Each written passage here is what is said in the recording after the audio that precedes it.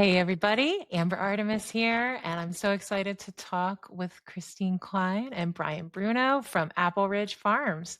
They're based in Saylorsburg, PA, on a 7-acre farm where they do a heck of a lot with relatively small amount of land. Not only do they grow certified naturally grown produce, they raise and butcher their own chickens and pigs.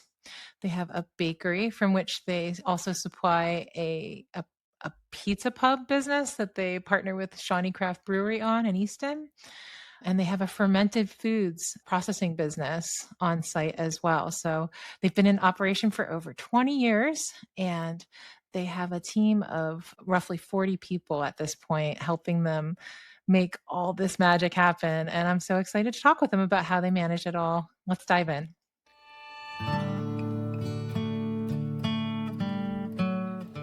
Learn how to start a business in your community with Launch Local podcast, full of know-how and inspiration from successful small business owners, including your host, Amber Artemis.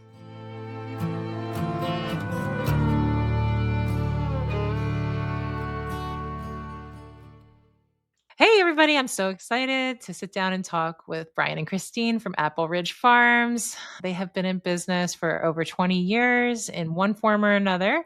And so we're going to dive in and find out about their small business journey. So why don't you guys introduce yourselves one at a time? Do we want to do ladies first or should Brian go? I'm Christine Klein, and I do all of our wholesale at Apple Ridge. Okay, great. And my name's Brian Bruno. I actually born and raised on the farm and started it as a commercial enterprise about 21 seasons ago. And where's your farm located? We're in Saylorsburg, Pennsylvania. And that's where you were born? Like you grew up there on that farm? Grew up on that farm. Yeah, it was a homestead at the time, and we had sheep. My parents raised sheep as a hobby, and we did just a whole bunch of homesteading stuff. Very cool. So I have to ask, like right out of the gate, like how did you take it over? Like where did your parents go? So it's funny when you grow up on a farm, all you want to do is get off a farm, right? So my whole life, I was like, I'm going to be normal someday. I'm not, I'm going to like watch TV. And then in college, actually, my parents bought a retirement property in New Jersey on a lake, and we're talking about leaving, and they sold an acre of the farm, and it really bugged me. And I just did a little produce stand in the driveway one like my between my junior and senior year to make a little more money, and I caught the bug, and I was like, wow, I can put seeds in the ground, and products come out, and I can sell these products. And every year from then on, I just made it a little bit bigger and a little bit bigger. I worked 7 years as a vector biologist while just messing with the farm, but I got more and more interested in the farming and the food system, and every year it just doubled in size and doubled in size and doubled in size. And over time, we just kept adding different layers to the thing. It was first it was vegetables, and it was vegetables and poultry, then it was vegetables, poultry, and pigs.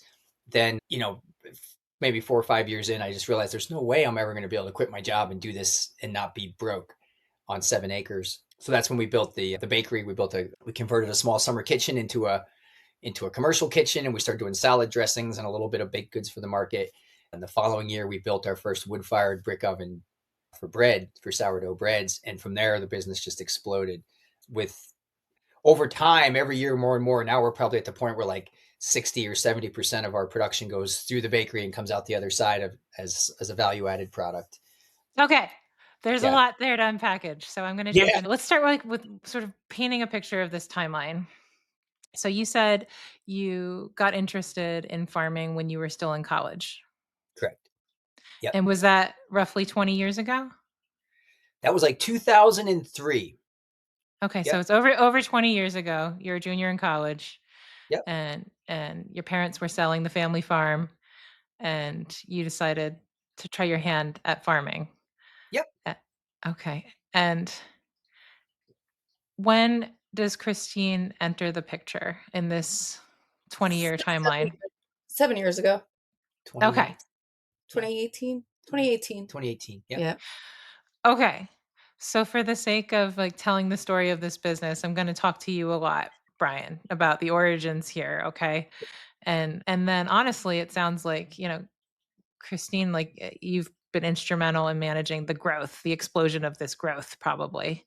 Does that sound accurate? Yeah.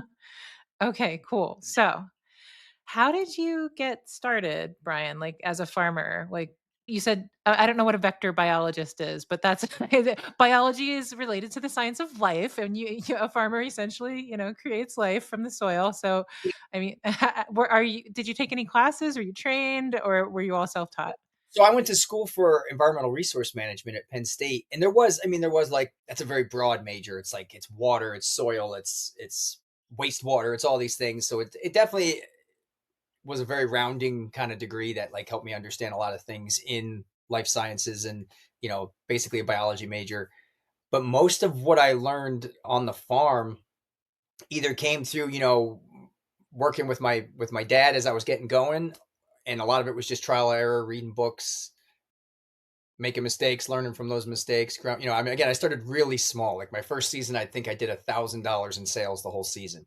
I mean, started as a little garden patch with a little rototiller, and again, just like doubled in size every year for the first 10 years as we built out into got into our first single farmers market, and that was a big deal. And that was the Monroe Farmers Market in Stroudsburg. And again, like a good week for me would be, I might sell $150, $200 worth of produce, and I was like, woo, it's funny. I want to jump in. So, my husband and I have this winery business, and what you're describing sounds a lot like how he began in his production. Like the bigger you go, the more risk there is. And so, like when you're just learning how to get started, it's been a very successful strategy for him to just what you said was essentially double your production. Okay, this worked. All right, let's make more. And because it costs more to do more, and it sort of limits your risk and allows you to figure out along the way, is this something that's going to work for me?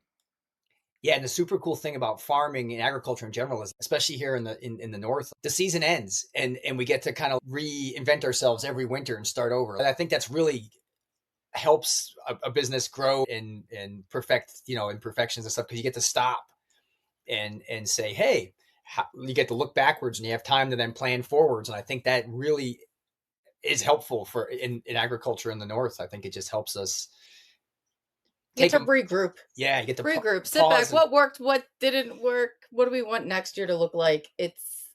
I love the winter. yeah. Love. Yeah. I agree. And honestly, like, so one of my side projects right now is to launch a course called the Dark Half Mastermind, where we bring entrepreneurs together during the winter months so that we could do just that, evaluate where are we at, what's our vision, how are things going, and then come out into the spring ready to grow.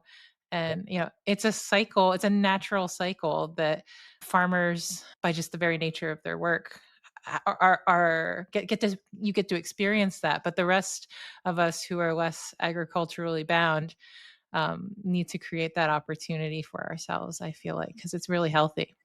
Yep. Yeah. So, okay, so you said you started out really small, you grew essentially doubling annually. What was the next big landmark for you? Like, and you haven't actually said when you acquired the farm from your parents yet. So you were still in college. I assume it was at least a few years later. Yeah, so when I was in college, I was literally just trying to make a little bit of extra money over the summer while I was doing an apprenticeship with the DEP. I was literally just like, hey, maybe I can make a little more cash, I guess. And then, after that, it was probably, I was 7 years working for another company and trying to get the farm going. But it was really, I knew I couldn't do both forever. And I was putting in 40 to 50 hours a week um, with the other company. There was a lot of travel. My territory went from here to Chicago and back. So I was constantly on the road, constantly moving. It was right before I at some point I got to a point where my farm income was about the same as my regular income, and I realized I was about to have my first child, and I realized, wow, I have to pick one. I got to do something here. So right before I did that, I bought the farm from my parents. Right before I lost my job that got me a mortgage, I bought the farm from my parents and then quit my job. Probably year 5 or 6 that we did the bakery, and that really added like a whole nother layer. That's when we first started getting into wholesale customers and into things that like really took a lot more attention. And so So the bakery was like your first value added product. Yeah, yeah, the bakery. I mean, the first year it was just a commercial kitchen with a little oven in it, and it was mostly salad dressings that we were doing, and that was. I mean, that just got me realizing, wow, I can take products. I can take a $2 bunch of radishes and turn it into $30 worth of salad dressing. And it just got the wheels turning. Like, wow, this is maybe there's something here, and then. So Uh, who were your customers before then? Were you doing like direct to consumer, or did you said you didn't do wholesale until you had the bakery going? Yep. So originally, I was the first year or two, I was in the driveway, just with an honor system stand in the driveway. And then I think my second year, I got into the Monroe Farmers Market, and I was just doing that market for about 2 years. And then after that, we added the Easton Farmers Market, and we added then we added a Sunday market. So then I had like three markets, and trying to figure out how to juggle all those logistics. And the timing was perfect because it was right when like Food Inc. came out. And, it was right after Michael Pollan had written The Omnivore's Dilemma, all these things that like really kicked off the modern food movement. They blew the whistle on corn syrup, and everybody was flocking to the farmers markets. And every year we'd add a market or two. At some point we peaked at like 22 markets a week.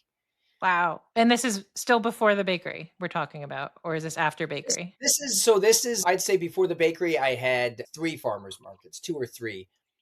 But then with the bakery, so in our world, farmers are very territorial, and in farmers markets, so nobody wants far as a group. I just find that farmers, it's almost like that Pirates of the Caribbean movie where everybody votes for themselves. Like they don't understand the value of competition in a lot of markets, and the politics are rough. So it's easy to get in the markets that are like close enough that you're known, but when you try to go into other states, or you try to go into further out counties, it's really hard to get in. But when we had wood-fired brick oven sourdough bread, every market was like, that's unique. We need that. So all of a sudden we were invited to every market. And so that's when we really, exploded into farmers markets. And then, I mean, I have to ask, like, who is we? Like, what did your team look like over these years? So back in the beginning, it was myself. I had one guy that worked for me on the farm, and I had one person that worked for me in the bakery. So it was like we were a team of like three, and then honestly, my parents helped, my aunt helped, I'm trying to think who else. My ex-wife helped. My Then we had one or two people that came out and did farmers markets with us. We had a couple employees that were just mostly teachers and people who had seasonal kind of work that would come out and work with us. And back then it was a lot of part-time help, neighborhood kids, like whoever. But it was a small team. It was a very small team. And in the winter, we're always back down to like two or three of us. How did you personally feel about making the leap to being this solo farmer to an employer? To this day, I say like the farming is easy. Our production is easy. The biggest challenge that I still have to this day is people. Being an employer it's kind of one of those things I always look at it like, do you want to create yourself a job, or do you want to create yourself a business? And so you kind of, if you want to grow and you want to, like, and I'll say like in the markets, a lot of times we don't miss a market. Like it's our thing. Like this year we did miss one for the first time in years, but over 20 years, I would say Apple Ridge Farm has missed less than 5 markets. I mean, that's we go year round. Like we do not miss markets. We'll come rain, sleet, snow. Even when markets are canceled, we show up in the snow. We don't care. We do not miss markets. That's And great. You guys are committed, and it's been like an essential part of your business model from the beginning, so that makes sense. And I right, happen to know that like you have stepped into leadership within the market world, correct? years ago I did a lot of that. And after having children, I stepped out and have not really gone back, just because the politics are brutal. Right. Yeah. I got a glimpse of it. So Oh, yeah. farmers market calls. It's like Yeah. anything. It's like anything. Everything. And I always say, if you want to get something done, and you start making a splash in what you're doing, there's going to be somebody who's upset. All the greatest things we've ever done as farmers markets, as whatever, there's been somebody who's been against it. and there might be 100 people for it, but there'll be somebody who's adamantly against it. And that's just the way it goes. It's just the way it goes. So it's just like everything we've ever done has been a fight, whether it's moving a farmer's market, starting a new farmer's market, expanding a product line. Like there's always going to be, it's just business, it's just the way it goes. Yeah, you can't please everybody all the time. Yep. Okay. So getting into like you bought the farm from your parents at what point again? I'm sorry. I'm not sure if I got It's that. about year 7. So about 2010 or 11, I bought the farm. And then you put the bakery in? No, the bakery went in like 2007, I think it was. Okay. So you scaled up the business. It was generating more income, and then you bought the farm. Right. Yep. And your parents, you were already living there though. Your parents were like renting you the place or something? Yeah, well, so I was renting the cottage across the street from my parents. We have a little cottage on the farm, and they were in the house. And then they moved off the farm. Like they started to retire, and like they were ready to be done with mowing and painting. And although my dad still comes and helps me with all that to this day, because he lives 3 houses up the street now. So basically, I bought the farm. They bought a house up the street, and yeah.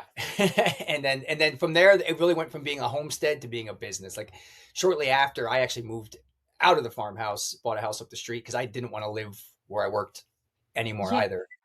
that makes a lot of sense. So I've been to your farm and Yeah, it's 7 acres, right? correct. And it's, it's in a rural neighborhood, not like a modern planned neighborhood, like a kind of an old-timey rural neighborhood where you could We're the tell first. like houses just kind of cropped up where they cropped up, right? And you have We're a the lot first of development. We're the first development in this township. Like so, yeah. It was an 85-acre farm that was turned into like 70 something home sites and a 7-acre farm. Yeah. okay, all right. Yeah, it's quaint. There's a lot of outbuildings. Like you have at least one big old barn, right? Yes. How old Think is that? 1860s. And that's when the farmhouse was built too? As yep. Shortly after that. And then there's just a ton of outbuildings.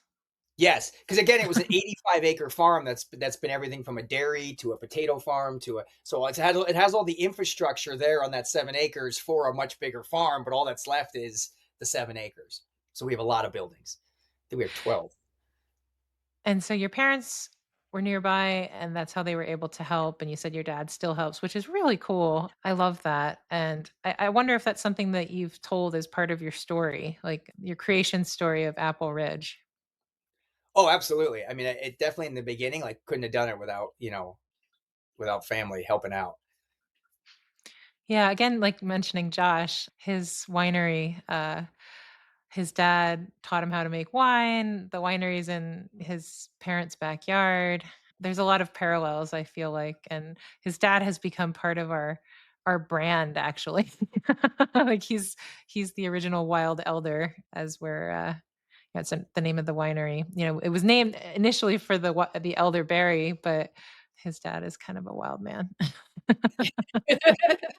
One of his nicknames was Trapper at one point in his life. Like he's a hunter, gatherer type, Yeah, gardener, winemaker, just homesteader type. yeah, Um, absolutely. and it sounds like your parents were too. Yep. That's cool. It's fun, when you can rub off on your kids when something sticks. Yeah. So does Yeah. anybody live in the farmhouse now? Yes. So now we use the upstairs for apprentices. Oh, that's So so cool.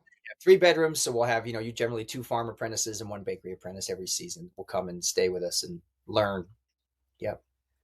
That's great. And like what is the size of your team now? It's the size of our team. 40?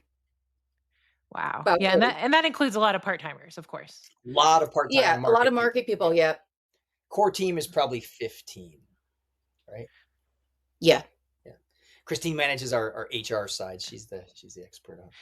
Yeah, so you bought the farm around 2011, was it? Or Yeah. 2012? Yep. Nope. Around 2011, 10 or 11. Yep. Okay, so Christine came in the scene about 5 years after that. Yes. 7 years after. Yep. Yeah. Yeah. or 7 years ago from now, I mean. Yep. So, what Christine, why don't you talk about what was the state of Apple Ridge when you got involved? Brian had only very seasonal employees. His main source of employment was apprenticeships. I seen him over the years struggle going back and forth because every year it was a brand new start, brand new employees, brand new training. It was very long, stressful 6 months, the first 6 months of the year, just trying to prepare all brand new employment. Um, so, yeah, I kind of stepped in. I did work full time, a corporate job, which I really did enjoy. I worked for AT&T doing sales, and it had gotten to a point where I had told Brian, I was like, you have to get to a point where you're able to consistently hold on to employees, and we need to figure out what that looks like. Yeah, it sounds like you were expending a lot of energy training new people, We were and Yes. very farm market. Back then, we were probably 75% farm market to 25% wholesale. And wholesale sales were something we never put any effort into at all. Like any wholesale we had were people who walked up to us and said, "Hey, can I buy from you?" Like, we didn't put any we weren't actively looking for wholesale. We had it. We had a decent amount of it, but not. And that's where Christine came in and really built up our wholesale side to make us balanced and to give us a base to go through winter with a bigger team.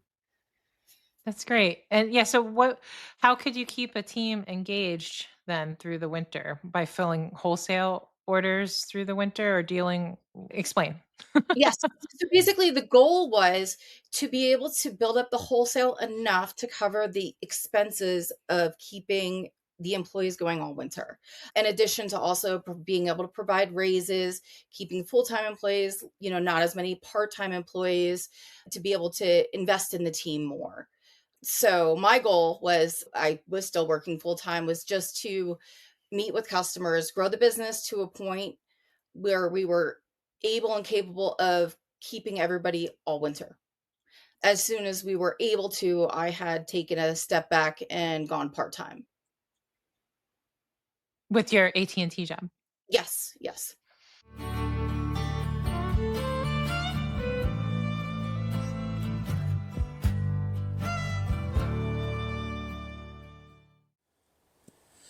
And now a word from our sponsors.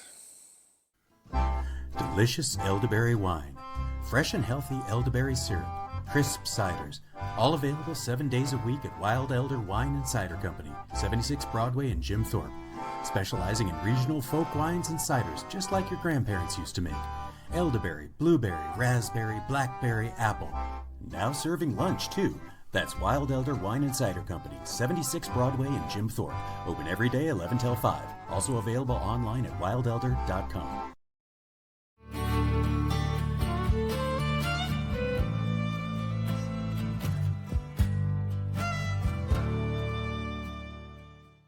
Okay, cool.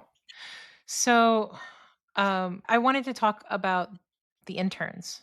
Is that what you called them? Apprentices. Sorry. Medicine. What type of arrangement you continue to have them? You said you have 2.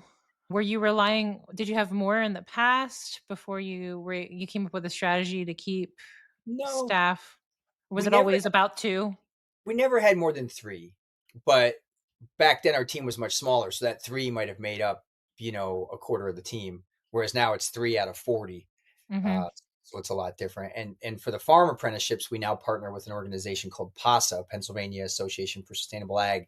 They run a 2-year diversified vegetable apprenticeship, and they really back up our apprenticeship. So our apprentices then sign up through them. They get workbooks through them. They have unlimited number of workshops. They have an annual meeting down in Lancaster. They have all this extra stuff that comes with it now, which really makes it a much stronger program. And it takes the burden off of you to keep an engaging experience for these interns. Yep. I'm sorry, I keep calling them interns, apprentices. Uh, d what is the expense to you besides your time in training these folks? So there's a stipend. They're paid, and it moves, right? Yeah. Where does it go? It It starts. starts when you first start, it's $800 for every 2 weeks, but that includes all of your expenses, Room everything and that you board. need, room and board. So that's I'm just sorry. I'm sorry, $800 is what you have to pay the apprentice every 2 weeks? That's what we do. Yeah. We're not told you don't have to, but Well, basically within our PASA program, you start somewhere, and the goal is to, by the end of 2 years, get up to your starting pay for employee, because there's value gained as you go. yeah. So in the beginning, it's we always say, like, the first 3 to 6 months is literally just, it's our investment period in training somebody, from step one. And then after like the first 3 or 4 months, it goes up another $50 a week. And then at the end of the season, it goes up another $50 a week. By the end of the first season, they're at $1,000. And you have to provide housing for the Correct. apprentice. Yep. Okay. And how long is the duration of the apprenticeship? 2 years for the vegetable for the farm apprentices, and 1 season for the bakery apprentice. So generally like 7 to 10 months on the bakery side. But we've had some stay as long as 3 years. It depends on the individuals. A lot of them, especially on the bakery side, will migrate into the team, and they'll live in the farmhouse for another year or two while they still work with us before jumping off to generally an area that's much cooler. Like they're usually going to Vermont or California or North Carolina. They're always going to like the more like foodie hubs of the country. Right. This year, actually, we don't have a bakery apprentice for the first time.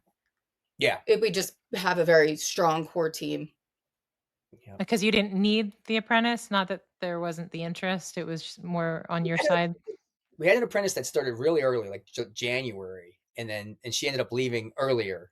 She left in June, something like that. Right at the beginning of the season, yeah. And we didn't feel the need to try to.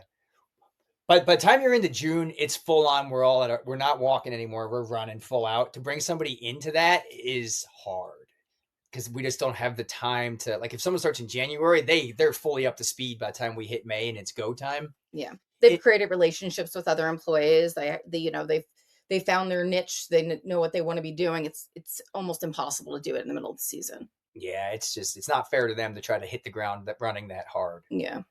So we generally don't. We generally don't bring anybody on in mid-season if we can help it. Okay, I want to make sure, like, I'm thinking along the lines of, like, if somebody was going to start this type of business, what bits of wisdom and knowledge can you guys pass on? I want to make sure that we talk about the concept of a value-added product, because I think, there's this romantic idea of what farming is, and then the economic realities are very unromantic. So, let's start there. And then along those lines too, I'd like to hear from you guys what your lives look like. You've already mentioned that the winter is the time when you get to slow down and reevaluate and make plans for the coming year. I've heard June is definitely not the time to be training someone. So I'm sort of getting a sense of, like, okay, there's a rhythm to this business. But I'll turn it over to you guys. Why don't you start by telling me about value-added products? You started already by mentioning the salad dressing. Was that your first value-added product, that and bread?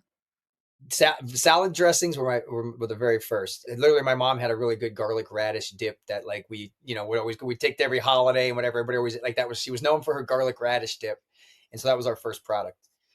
And how, from there, we like, spun how did you, like, I mean, people have ideas all the time, like, this is really good, we should sell it. But the realities of selling food, it's very different than growing a head of lettuce and selling lettuce. Yeah. And that has its own, limitations, right? Like, you have to sell that before it goes bad. You have to move quickly, and I've gathered about, like, the timing of your week and everything. Like, for instance, you couldn't do this interview on a Friday, and I know during market season that's because you're loading up trucks, you're picking things and getting them, as fresh as possible, so that on Saturday at the market they could be sold, right? Yep, that's accurate. So when you're going to make a salad dressing, like, walk me through. Like, what do you need? Like, what kind of facility? I know Pennsylvania is pretty liberal with the cottage industry laws, and you've already mentioned your outbuildings. You said you had a summer kitchen, I think, that you started with, right? Yep. Yeah. So basically, and I know, like, that's something that always trips people up. Is like, I couldn't imagine having a commercial kitchen, but really in Pennsylvania, a commercial kitchen is really just washable walls and floors, a 3-bay sink, and a hand sink. In a township that's Luckily, like under the umbrella of farming, easier and leaner for us because we're value adding farm products. So I feel like we get a lot more support from the local everything, as far as versus like, hey, we're trying to open up a factory over here in a neighborhood. But really, it is. I mean, once you get into the value adding, you're getting into costs because you do have to. Luckily, we had a building, summer kitchen. Every old farmhouse had a summer kitchen back in the day, and it was just that. It was a kitchen that they used during the summer, so they didn't get the house too hot. Mine, the one on my farm was just full of 50 years of junk, so we just cleaned it out, redid the floors and the walls just to make it washable, and put a 3-bay sink in, and the cool thing too is that the Department of Agriculture, who inspects us because we don't have a local health department, they're very helpful. If you go to them and say, hey, I want to do this and whatever, like, a lot of people are like, oh man, they're going to regulate me. My experience has been that they're here to help, and they'll tell you what you have to do, and you just have to do it. And that might mean that you have to save up and plan. And, I think my original project cost me maybe $12,000. And that was just to get a licensed facility. And since then we've had, a number of expansions. But to get the ball rolling, and then we just worked that space for, a season or two. And again, I always say this is super important. Like when you're starting up a business, it's like having a baby, right? Like you feed and nurture that baby. That baby does not feed you. And so many people want to start a business and then live on it. I think that's a terrible way to go at it. So for me, I worked 2 jobs for 7 years, but everything I made on the farm went right back into the farm. So we were able to grow. I didn't ask anything of it. It didn't have to provide me with anything. I provided it with my time, effort. All the money it made went back into growing it.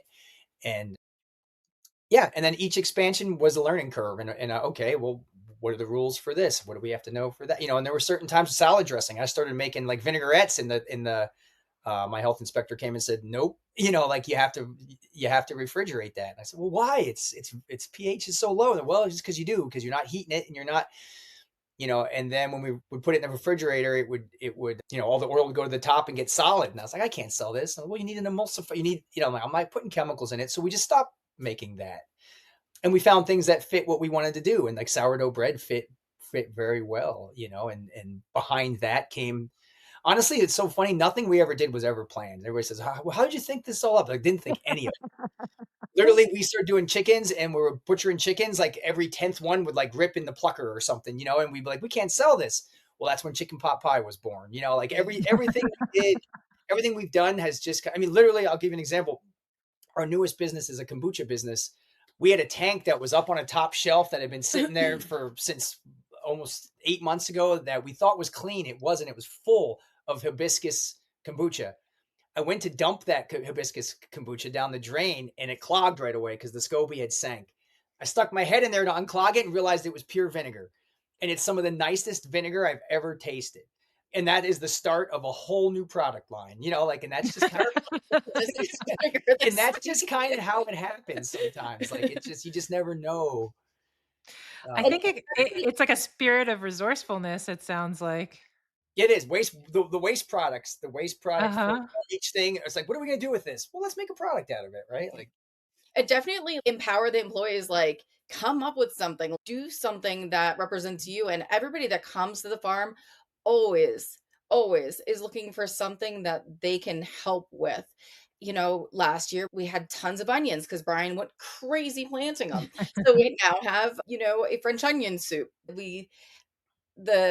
They're with having all the extra chicken. I was like, why aren't we, instead of doing chicken stock, why aren't we doing pho? Everybody has brought something. Like our bakery manager currently brought in our pizza, so he, pizza man brand. So he now has pizza named at Apple Ridge. So every single person that has walked through that door has brought something to the table, and definitely empowering them to want to do that and support them in that, and them wanting to support the farm is huge. And we actually reached a point years ago. I reached a point where I said, you know what? I can't take on one more thing. And so now, like whenever there's a new product line or a new something, I'm not looking for employees. I'm looking for partners. We're actually going to probably change the name of our fermented side of the business to something along the lines of like collective cultures or collaborative culture, because I don't like, for example, we just discovered that like if you're making kombucha, it's super easy to make vinegar. I don't want to make vinegar because I don't want one more thing. But we have another farm that the couple's working with us part time as they get their farm going. I'm like, guys, why don't you do a vinegar business? We'll support you. We'll help you. We'll, whatever you need, we'll do it together. But you guys, we'll give you the resources and I mean, Facility. we've got what we realize is we have all these logistics. We've got 7 delivery vehicles. We've got 16 markets currently. We've got, I don't know how many wholesale customers you have, 30 maybe? 30 to 40. 30 to 40 wholesale customers. We've got the infrastructure. What we don't have is any more time. But there's all these young folks who are like, I want to start a business. And it's like, well, hey, don't try to do it the hard way where you have to like, because I feel like in the small business world, like we don't have the like the big guys have the economies of scale and they have the logistics. We don't have that. Like, it's so funny. Like years ago, I would go out and be like delivering to little health food stores and I'd run into 5 other vendors that I know from the market. We'd all have a van with like 4 boxes in it. And we'd all spent the whole morning delivering. It's like, guys, we got to like get together and like, streamline. Working together, working and supporting each other versus creating an environment where everybody's trying to work against each other. Because in small business, you really need the support by all the other small businesses around you. Yeah, and I'm so glad you used that term. Like scale was something that I was thinking about.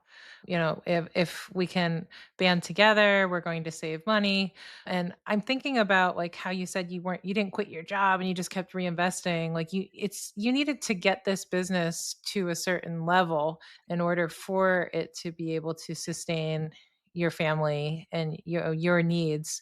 And you've grown it now to a point where it sounds like you can help other people and expand your business by, just a bit, you know what I mean? Like you've got the infrastructure in place and you can get a percentage of what's going on with this new endeavor, but it's mainly, this other person's endeavor. Is that what you're describing?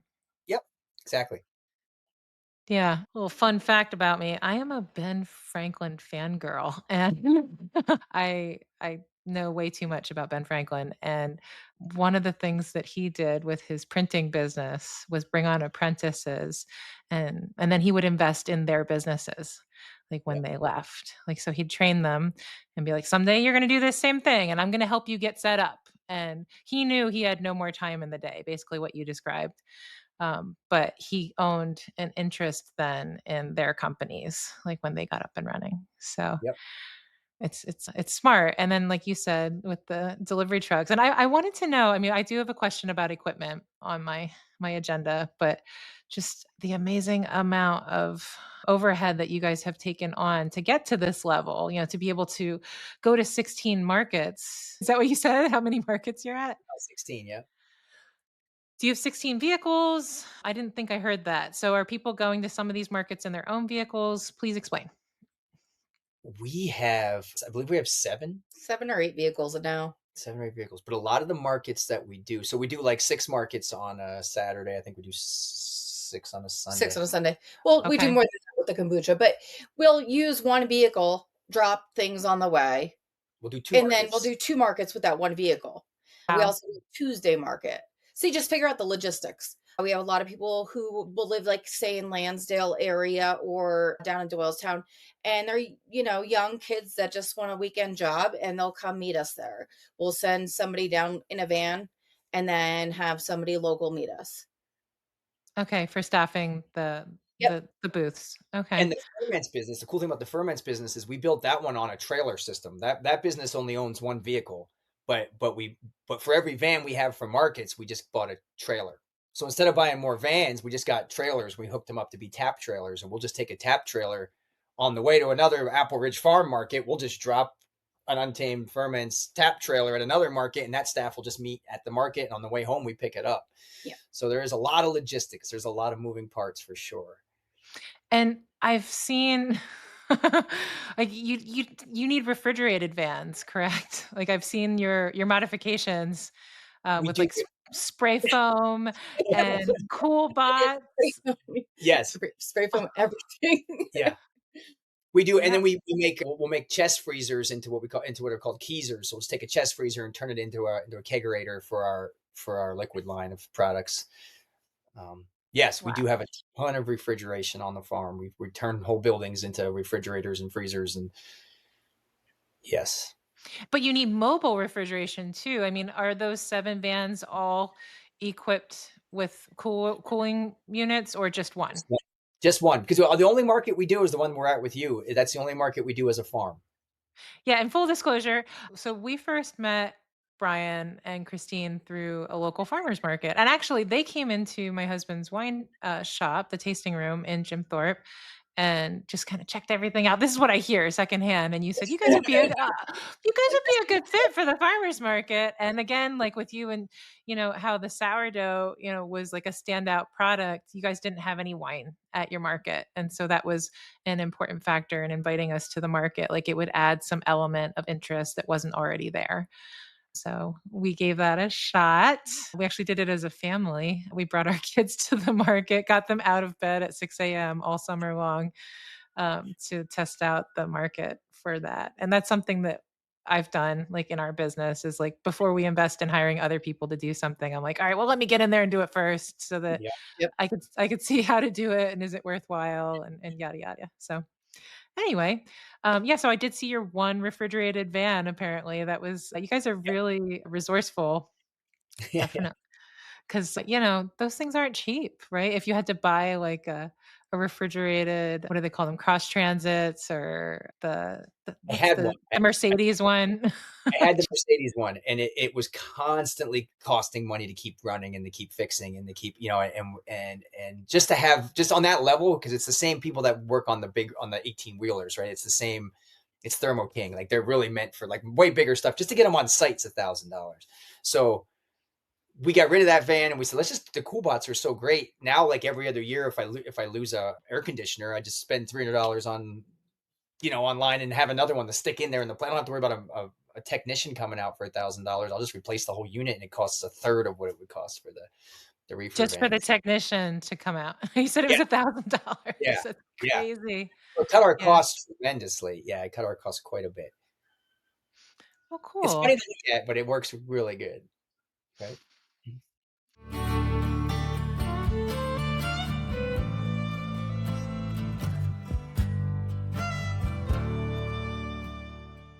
If you're getting ready to launch your own local business, head on over to my website for some free resources. I especially recommend that you check out the quiz. I put that in the header of my website. It's that important. It's called the Ready to Launch Quiz, and it's real quick and easy. It walks you through some basic foundational pieces to make sure that you have all your ducks in a row to launch your local business. And then if you take that quick quiz, I will give you personalized feedback on where you're doing great and where you might need to strengthen up a little bit before you launch your local business so that you can get that off the ground and be on your way to success. I also have lots of other great free resources available, again, when you visit LaunchLocal.biz. Let's keep in touch.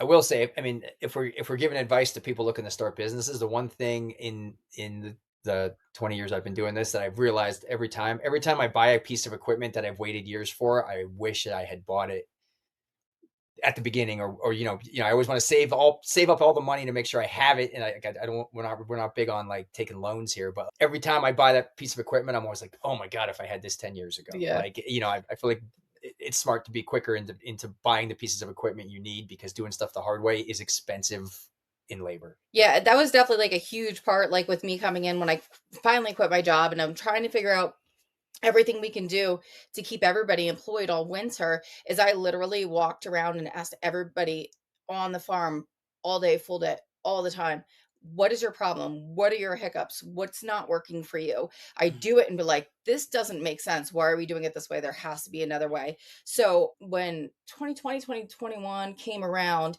And we're like, crap, we don't know what the economy is going to look like. We need to figure out how to do this at a much larger scale, especially if we want to scale up. So then we really started researching food processors, like different kinds of food processors, steam kettles, what we would need in order to do that, whether it's building new buildings. So we've spent a significant amount of time in the last 3 or 4 years just trying to grow the business by focusing mainly on how can we take the pain points of what the employees are finding, fix them, but also grow. If it can be automated, we automated it. Yeah. So we went from like hand trying to like dose things into like jar, like mustard, like to going from like trying to hand fill mustard jars. Now we have this like depositor, it's called. It's just like it's a pneumatic thing, and you just like boom, boom, boom, boom, boom. As fast as you squeeze the trigger, it spits out exactly 9 ounces, and it's like, holy crap! It saves us every time we use it. It saves us hours. Yep. And we've been able to retain a lot more as far as employees because we can now pay them more. It's costing us a lot less, less employees. Less employees. Like, but we've Oh, kept right. we've been able to retain everybody we have. So if What we is needed full to, time for you guys? I'm sorry, Christine. I wanted to ask that before and I keep forgetting. When you say you keep 15 that are about full time, is that right? it'll be anywhere from most of them in the summer is going to be 50 hours a week. So they're grinding. They're busy. But yeah, It's a anything long over week. 36, like we have one Yep. employee who's 312. So anything over 36, we call Anything full. over 36, yeah. Okay. And do you guys at that scale, are you providing benefits like health insurance or whatnot? We don't do health insurance. We used to have a health insurance program, but honestly, I couldn't, because a lot of our staff is younger. You have to hit, I think it's like 70 or 80% participation. We had like the best health insurance on the planet, but there's only 2 of us that were in it, because a lot of these young people, they can get it elsewhere, and they're doing great through the Marketplace. place. Mhm. And so we dropped that and we brought on a 401k program. So we do have a 401k program. Extremely difficult for small business to afford. It's definitely in our forecast and figuring out how to be able to budget that in, because the longer we obviously are retaining, employees, they're going to need those types of benefits, but it's not easy to figure out. We actually arrived at the same conclusion in our winery business. Like we tried to shop around for plans, and all of our employees do better on their own going through the marketplace than what we were able to offer. So, and we ended up deciding to do a simple IRA plan, which they're all using. It's really cool, especially when we've got like a 19-year-old who got on board with that. He's starting to save for retirement already, and he's very psyched to be able to do that. I'm big on that. I'm always like, I just had a whole speech with our team last night, our night team. I'm like, you guys are 20 years old, 21 years old. Like, and we went through the math. I'm like, so if you put away just, let's just pull up a calculator. If you put away $1,000, a year even into, S&P 500 index fund, this is how much you'd have when you're 55. And they're like, really? Like, yeah, that's the time value of money. You guys have to learn this. Because no one teaches you this, but it's so important when you're young. Yep. Pay attention. Yeah. So getting gear that's going to make your job easier, equipment. You guys invested in a canning line. We did. That's it's a sore subject because that's the most expensive piece of equipment. It's been down for the last month, and it's driving us crazy because it's 8 months old, and it was like $45,000, and it's driving us crazy. Yeah. Less than a year in, and it's down. And it's funny because we followed another kombucha company. We followed right behind them, and they ran into the same issue. They bought a canning line, and they just we wanted to grow. They were growing. They bought a canning line, and then the guy was just like, "Oh, the hell with this!" And he just kind of completely shrank. And we were like, "Well, that won't be us. That's not our problem, And then we bought a canning line, and we're like, "Oh, there's more to it than there's just it's a game changer, and it's a piece of equipment that's temperamental, and there's just a lot to it, and it's just yeah." Brian spent the entire day yesterday filling up glass jars for you, by the way, for your store. Yeah. Yay. Yeah. Our customers miss your kombucha. Yeah, but we did. Yeah. But the canning line is critical to the growth for that business, because what we found is really kombucha is specialty enough that it is a grocery item, but it's really we want to serve kombucha. And it's probably the same way with wine. Maybe we want to sell kombucha to thirsty people. because thirsty, like you're at the checkout at the grocery store and you're thirsty, you're grabbing a drink because you're thirsty, or you're out, you're at the beach and you go up to the stand, it might be $4 or $5 for that drink, but you're not price shopping it, like you're thirsty. Whereas we found, like, at the farmers markets, we have like a reusable growler model. Generally, when we start a new farmers market, our sales go way up because people are like, wow, this is neat, this is novelty, this is awesome.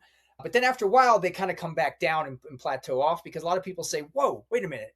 Because we found that generally people will buy one growler, then they'll get two growlers, then they'll get three growlers. Some of them even get four growlers. Then one day they realize, I'm spending $40 a week on 2 gallons of kombucha. This is not going to fit my budget. And then they kind of drop off, Whereas people who are coming at markets that really have just a lot of like high input walk through tourists and whatever, even, they're just buying individuals and they don't care. They're just boom, boom, boom. And those markets crush it because those people are thirsty. And so cans help us reach individual thirsty people. And we also already had the wholesale bread and the delivery trucks out. So the goal definitely was to just kind of like, why not grow that end of it? Yeah. Cool. Yeah, well, good luck getting that thing back up and running. I'll be very curious. Maybe I'll provide an update, because this isn't going to come out for a little while, in the show notes or something. And good news, they fixed it the next day. It has to get fixed. There's more parts in the mail right now. They keep overnighting me parts. We're going to eventually just replace every part until this thing's running. And worst case is I have to bring them out from Colorado. And that's like, they don't even want to, like, it's like, oh my God. It's like $10,000 just to get them to come out. Something like that. It's something crazy. Yeah. So Wow. we're trying to avoid that. But if that worst case, we fly them out, and they fix it. But And you had mentioned, I mean, and we know about this too, that there are mobile canning operations, at least in the wine and beer industry. Those are things that people use because, we don't can on an ongoing basis necessarily. It could be after, you've made a batch of something and then, you're done for that year. So there's like a whole industry in mobile canning. I've heard mixed reviews about it, that like, these guys just show up like they're out of the Wild West and they park their van wherever they want or whatever. So like, apparently, like, you got to make sure you got to do your due diligence and find a good company that isn't going to like run over your garden beds or something. But for us, we just have so many moving parts at our farm, and because it's the same way with mobile butchering. There's a lot of mobile butchers and stuff, but like we just right out of the gate, we realized that like they have businesses too, and they like, and you have to rely on their schedule, and a lot of times like in their staffing and it's like, oh, we can't do it today, we're gonna do it tomorrow. Well, like tomorrow my whole staff is busy doing something and we can't adjust to their thing. So for us, we kind of like to maintain control of our schedule, just because we don't have much flexibility in it. We're very inflexible because there's just so many moving parts here. Yeah. It makes sense. So you mentioned like part of your business involves dealing with livestock and butchering and processing animals for human consumption, for eating. So can you explain that business? What do you do in that regard? So we butcher, we do animals May through October. We do meat. So we only do meat on grass. And we butcher about 100 meat on grass. Yeah, so we do like pasture, like we only raise meat animals on pasture. Like we really think it's important that meat be that the chickens and pigs, like they get access to green grass, versus like grain fed, like, worms, bugs, clovers. Just so much meat that's out there is all just packed into these confined animal operations, and they're just force fed tons of grain. And it's like a person that eats nothing but candy bars. Like how like, how, like, what's that cholesterol going to look like? What's that? So with chickens and pigs, they're both omnivores. They're going to eat what they, everything. And if you give them access to grass and bugs and, that kind of stuff, they're going to eat it.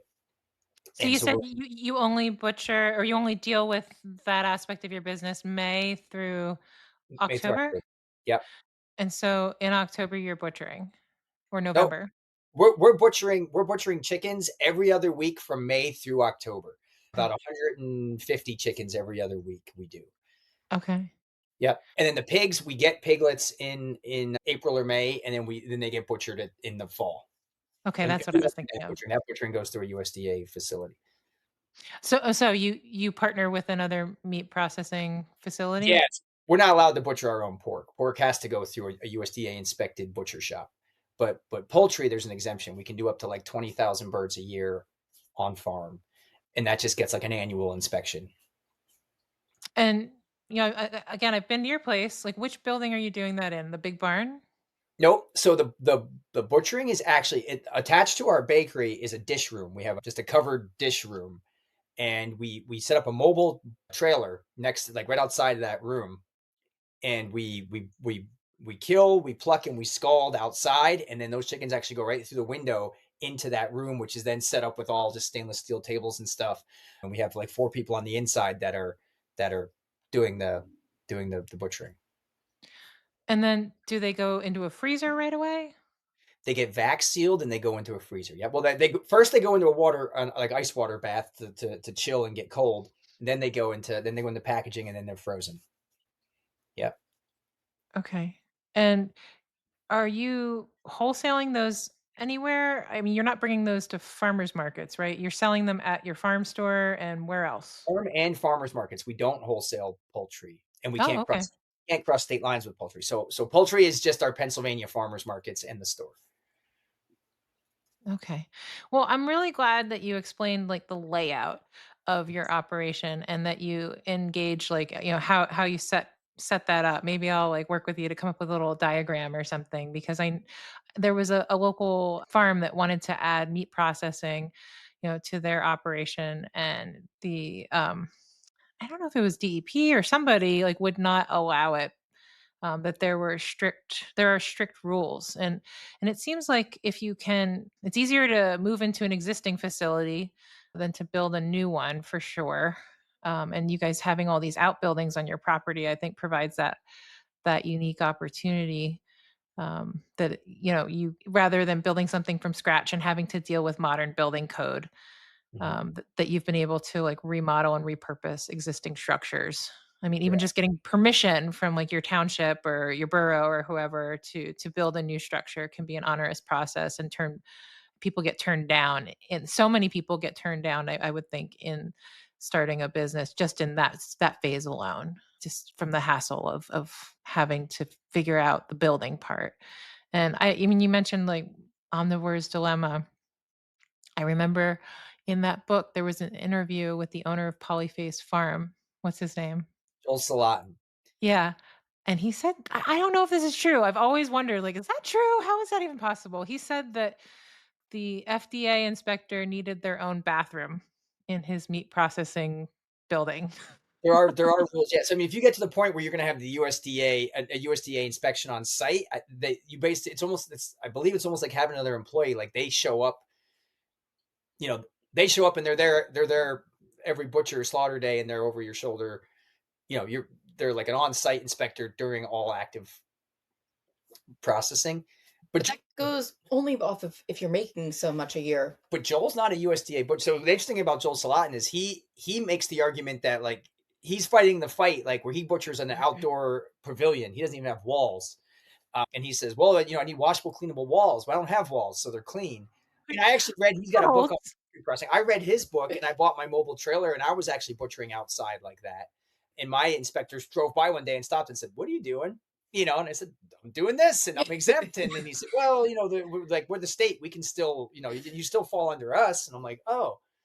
And he said, well, I want you to bring that into your kitchen, in my bakery. And my bakery is all wooden tables. It's all, and I was like, dude, there's no way I'm bringing this into the bakery. Like the cross-contamination would be off. He said, well, you have to bring it into a commercial kitchen. And that's when we had the space in the back where it was like just into like a breezeway into our walk-in freezer and cooler. And so we just enclosed it, made it a dish room, and said, well, this is a completely washable, scrubbable, easy to, we'll drop just like a temporary wall behind us. So there's no splash or splat, but real easy, to do that. And it's if you're a farm and you've got a barn and you've got buildings and it's not as complicated as it sounds to like get a space that's inspectable. Especially if it's under 1,000 square feet. And there's a lot of things in Pennsylvania that really, the Right to Farm Act, and we have ag security zones in Pennsylvania where they basically have to recognize you as a farm. And if they recognize you as a farm, they recognize your rights as a farmer under the Right to Farm Act. And they really do work with you a lot more. Like if you're using a building for farming purposes, a lot of times they don't treat you the same way they would if you're using it for some other commercial purpose. They can't pass laws that keep you from being able to continue farming, basically. And this is the kind of information that I think it's best to learn in conversation with somebody who's already doing it. And you seem like a person who's very generous with your advice. I mean, was there somebody that mentored you or that you came to, or did you learn the hard way for all this stuff? I'd say some of both. I mean, we definitely in the community in general, like you go to a farmer's market and you talk to people, and most people are just I feel like Christine has always said, like, man, like you live in this little bubble, of like the best people. Like our little community, it's like everybody helps each other, everyone has each other's back, everybody borrows from each other. Like you go to a farmer's market, everyone's helping each other if somebody's struggling with something. I feel like the customers that come to the farmer's market are like, it's like that 1% of the population that cares, and they're there for intentional lifestyle purposes, and it's so yeah, there's definitely been people along the way who. Brian's also chaos. Brian just goes. There's no stopping him. He's like a hummingbird. You never know where you're going to find him. And he moves so fast. So he's all over the place. He's willing to try things and see things fail.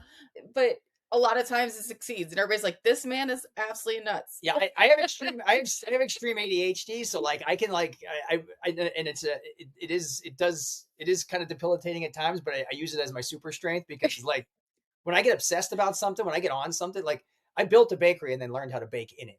Like when I get obsessed on something, like I can consume so much knowledge and information and read books, and I'll reach out to people and I'll go visit people, and I'll all within a very short time. Cause I'm just like, I obsess. And then after a while, I'm like, oh man, I'm bored of that. I don't want to touch that ever again. He decided to obsess over credit cards this year. I've been in that credit card world trying to make points, save points, use whatever points we can.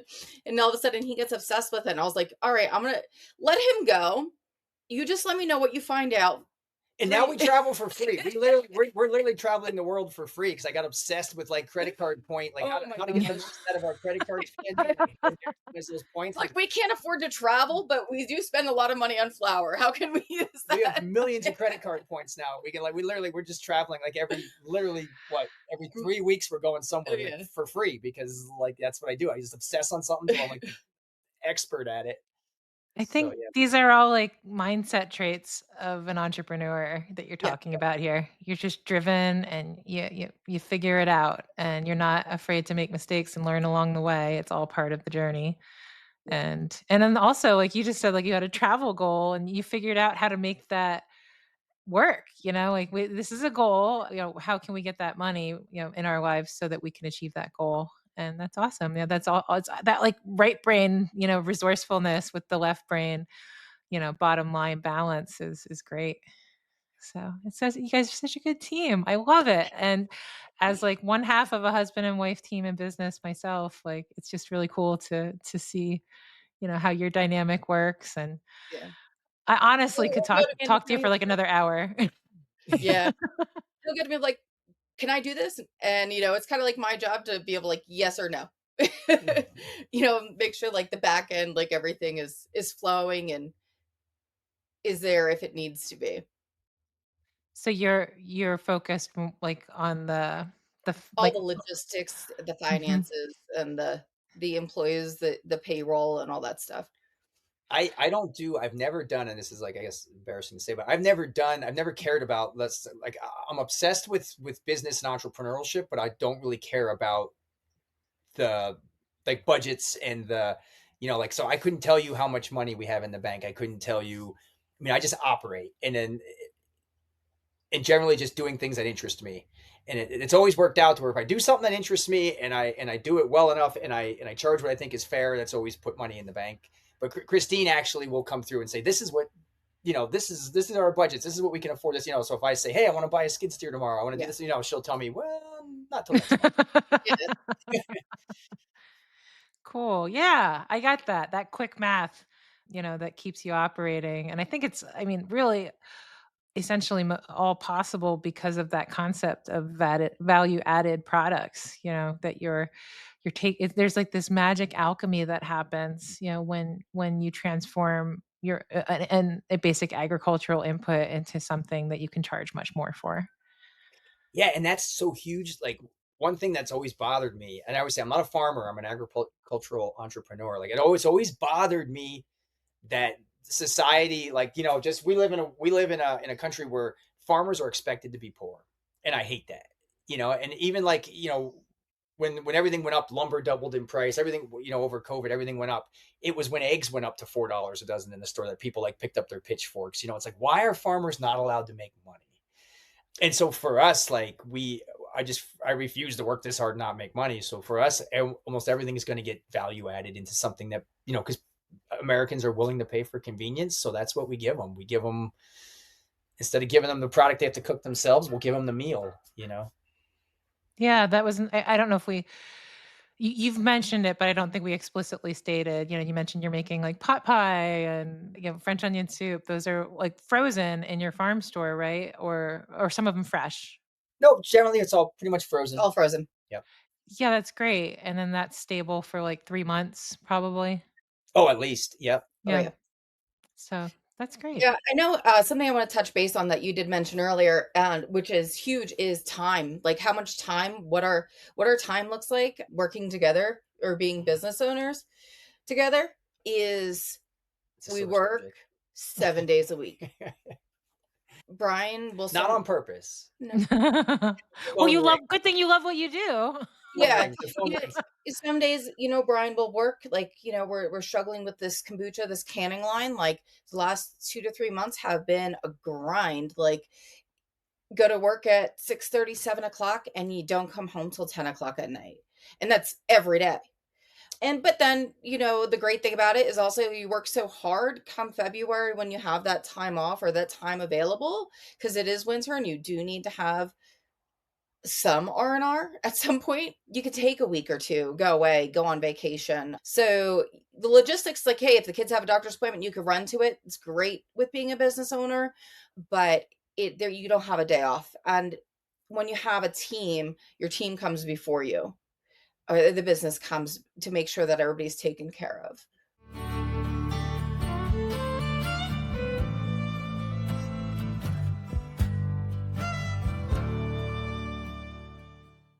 And now a word from our sponsors. Live from downtown Jim Thorpe, Pennsylvania. Wine, Cider, and Song, brought to you by Wild Elder Wine and Cider Company.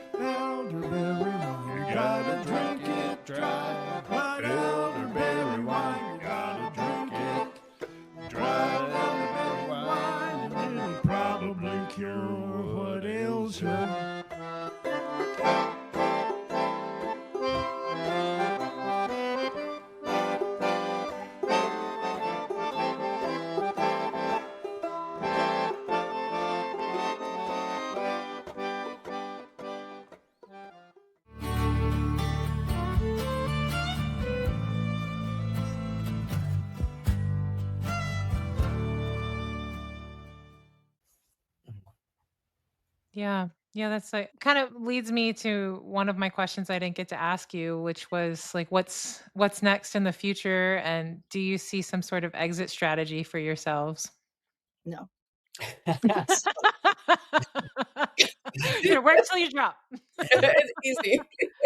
Honestly, what's next is like, for the, this last year was all about streamlining, and our whole mission was like, we're going to automate because the cost, the cost of living is going up. So the employees need to be paid more. Mm-hmm. But also the cost of all our inputs were going up. So our only solution to that was to automate. And that has been working well for us. Mm-hmm. This next year we are, because I had a partner in the kombucha business who really was the driving force of it. Now that he's moved on, he's exited the business, young man about to get married.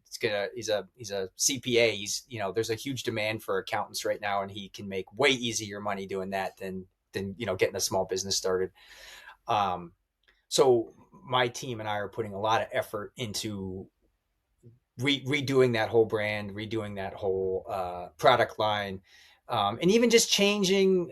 What we're continually cutting back on the variety of things we're growing on the farm, because if we can't value add it, we're cutting it out. Yeah. So we've really been cutting back on a lot of products that can't be value added, but we're moving deeper into products that can be. So that's and collaborating with other farms, like pulling a lot more product in from local farms to make sure that everything we are focusing a lot more on making sure that even as the business grows, that we're still sticking to the core values of where, what Brian started with and where the farm started with, which is to grow local and sustainable. So supporting each other and supporting the younger farmers that want to get started, making sure that they have an outlet. Like Brian's working with his part-time employee who's learning how to farm, and they're discussing, what he can grow and what Brian can take on in value-added products to make sure that his product is moving as he grows his business. Yeah, that is kind of the future for us, is collaboration with other people, and just how can we help other people get going ideally within the same footprint of brands that we've already started. How can we share the brand with other people and work together to really share the fixed cost, the big equipment, the staff, the delivery drivers, the markets, all these things that we already have in place that we really need to add more product to make, to get the incremental cost down, but without necessarily killing ourselves, because we are definitely trying to do a lot more traveling. The kids are at that age. We're trying to do a lot more sports. We're trying to do a lot more skiing and trips. And, and Christine and I, we do a lot of trips just because we have to get away, Because if we're not far enough away, the phone's going to ring. It seems like every Sunday morning during market season. Sunday is one of the days that I actually do have off. But generally, I wake up at 5, 6 in the morning to a phone call from somebody at a market that's having a crisis, and it's usually just like, they can't figure out how to get a draft line running, or sometimes there's an accident with, they hit a deer with the vehicle, or there's, it seems like we're always, like, I'd say 40% of the time we're always an arm's reach. Yeah, we have to go put out a fire. But if we're not here, they do figure it out. So we try to go away quite a bit on little trips just to get free of it. Yeah.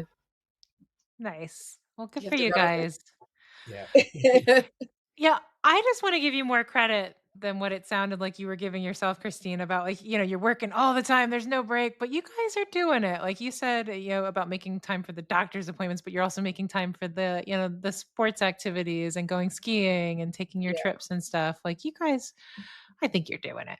And it's getting easier. Yeah. It's getting easier. It's funny. We are doing it. We're absolutely doing it. We're doing everything that, we're definitely making the time, but there's just not a whole lot of time where it's just like you're sitting in a room by yourself on a day off and just like, what should I do? What should I watch? Should we watch a movie? Yeah, it's been years since there's been like what should I do right now? Never a dull moment. There's not awesome. Not much time left in a day. That's for sure.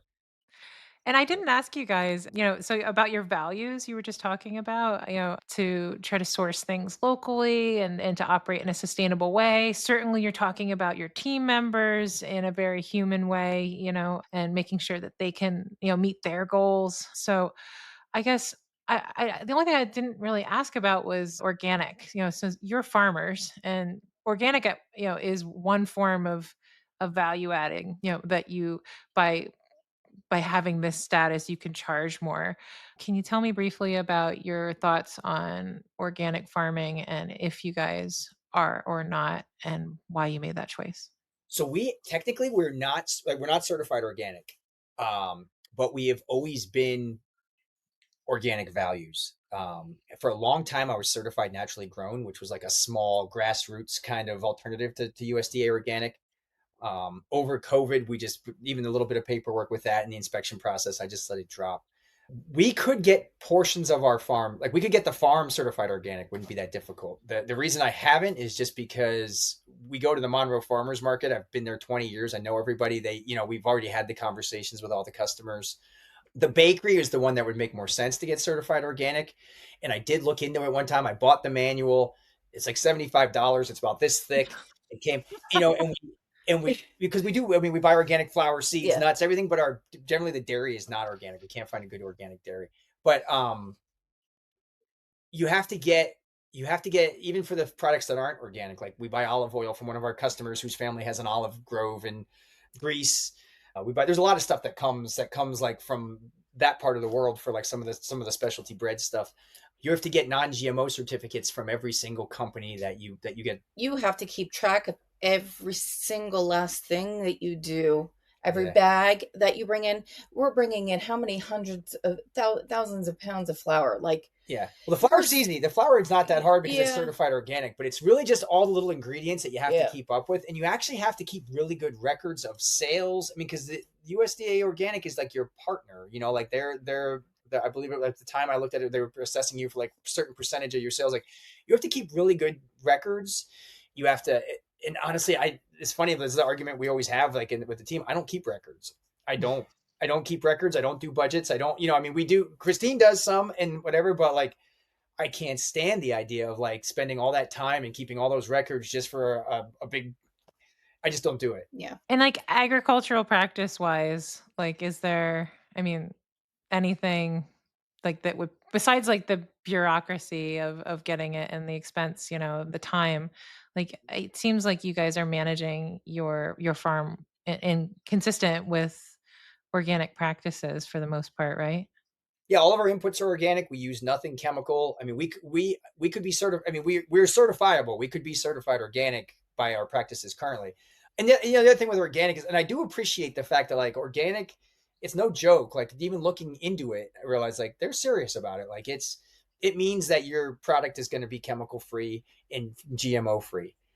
Then within the layers of organic, I think I do have a little bit of an issue with like the different ways you can be organic. You can be industrial organic and you can raise chickens in a chicken house with 1 million chickens that never see hardly the light of day, and if you give them a second floor balcony that 100 chickens can get out on, now they're free range organic. Like I still think, we always say like you have to shake the hand that feeds you. Like I really think it's important that like customers get to know their individual producers, because there's so many, like it's such a wide gap between like the sustainable super, like our style of organic versus like industrial organic. It's a huge gap, even for what it means for soil conservation, I mean, just all of it. There's just, it's a widespread for what organic can mean. Yeah. Saying that we're organic doesn't mean it doesn't mean anything to me. Yeah. I don't need to charge. I know we don't charge anymore just for a head of lettuce because it's grown organically. We don't use it. It's just a practice. It's just the right way to do it. Mm-hmm. Yeah. It's interesting like how those big, it seems like that it's really set up for like scale, and you guys are at an impressive scale, for a local farm, you know what I mean? Like, but you're not, it doesn't even make sense for you at the scale that you're at, to invest in it. It would be prohibitive as far as the time and expense involved in maintaining it. If we were selling to big stores where there's no like personal, but even a lot of our wholesale customers, we're selling directly to family businesses and they can tell our story. Restaurants. Yeah. We know everybody's story that we buy from, and everybody that buys from us pretty much knows our story. And for the most part, if a customer asks a question at anywhere you're going to buy our stuff, they're going to tell you, oh yeah, no, they used organic flour. They did it. I mean, like, oh, you should go check them out. We have an open door policy. If customer comes and says, can I come check out your farm? Yeah, come on. Like, just don't touch the electric fence. That's like our only rule. I love it. And what you said shake the hand that feeds you. Like, Yeah. your customers are all so close, or 1 degree of separation away from the farm itself. So it's just not necessary to have that, deal with that bureaucracy to get that label. Correct. Yeah. Okay, cool. All right, guys. Let's wrap it up. Yes, it- Honestly, like, I am dead serious. I could keep talking to you forever, and maybe we'll have you back on like some other day. But I'm concerned that like we're going to get too much material, and then I won't be able to edit it down to a good length. So, and I want to let you get back to farming and doing the 99 other things that you probably have to do today. Sounds good. We have a That's bakery and a fermented food business, from and we're partners on a pizzeria, pizza pub. the pizza pub. Yep, I think yep, we have an Airbnb on the farm too. yeah. So Oh, okay. partner with Uh, Shawnee Craft Brewery on a pizzeria in Easton called Scratch. with Shawnee Craft Brewery. Yeah, yep. It's their beer. It was originally we were going to do a pizzeria in the Easton Public Market, and they were going to do a bar. They're going to do beer, and Uh-huh. we said let's put this together. Pizza and beer go together. Let's like consolidate again, collaboration. Let's for the same amount of staff, we can move it under in the one space and do it together. So that was years ago, and it still going today. I love that market too. If we had to put another tasting room anywhere, I kind of had my heart set on that place. We Yeah. just we need another hour.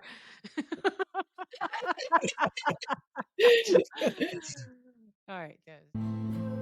Launch Local is an original podcast produced and recorded by Amber Artemis at Leisure Lane Studio in Jim Thorpe, PA. Show music is by Joshua Finsel.